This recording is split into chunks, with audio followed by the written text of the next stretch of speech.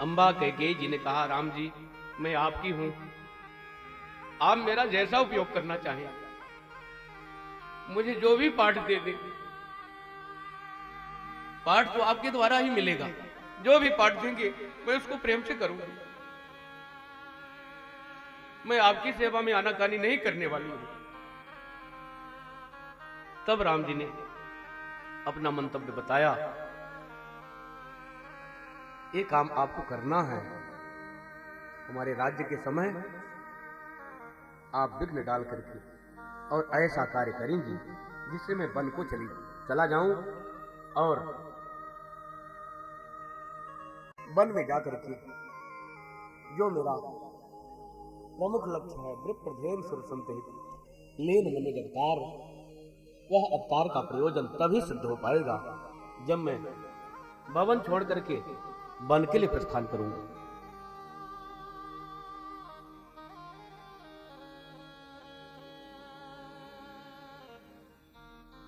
श्री अम्बा कैकेयी जी ने कहा, प्रभु मेरे लाल, एक आपने कह दिया, मुझे अपने बस में करके आपने ऐसा किया। अम्बा जी पहले ही मैंने कोई भी बात छिपाई नहीं है, मेरा विरह आपको भोगना पड़ेगा, मैं पहले ही कहा। अम्बा जी ने कहा, आपको प्रसन्नता है तो यह स्वीकार है, और उस कार्य को सतर्क होकर के सबके द्वारा तिरस्कृत हुई कैकेयी जी, गुरुदेव के द्वारा, पति के द्वारा, गुरु माताओं के द्वारा, परिजनों के द्वारा, मंत्री सचिव के द्वारा, समस्त अयोध्यापुर वासियों के द्वारा, और जो भी सुनता है वो यही कहता, ते पितमातु कहो सकिए कैसे, जिन पठे बन बालक ऐसे।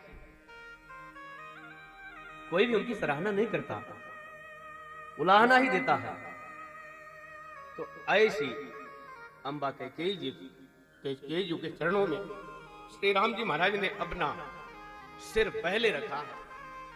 तेरी मां, तुम अपने हृदय में मेरा स्थान बनाए रखना, बस मुझे और कुछ भी नहीं चाहिए, और मेरे हृदय में आपके लिए जितना स्थान है शायद संसार में किसी के लिए भी उतना स्थान नहीं है।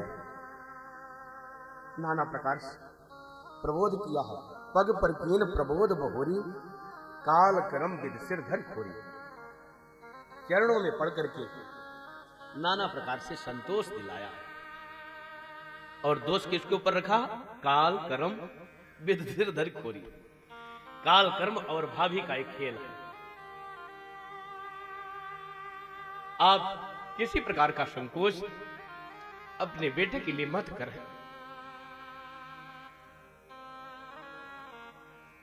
समस्त माताओं से भेंट किया है और कहते हैं, अम्ब ईस आधीन जगु काहि न देय दोष। हे मेरी मां, ये सारा संसार ईश्वर के अधीन है, इसमें किसी को दोष नहीं देना चाहिए। हमारे साथ जो भी हो रहा है सब मेरे कर्मों का परिणाम है, और उसी से प्रेरित होकर के प्रभु का कृपा प्रसाद है।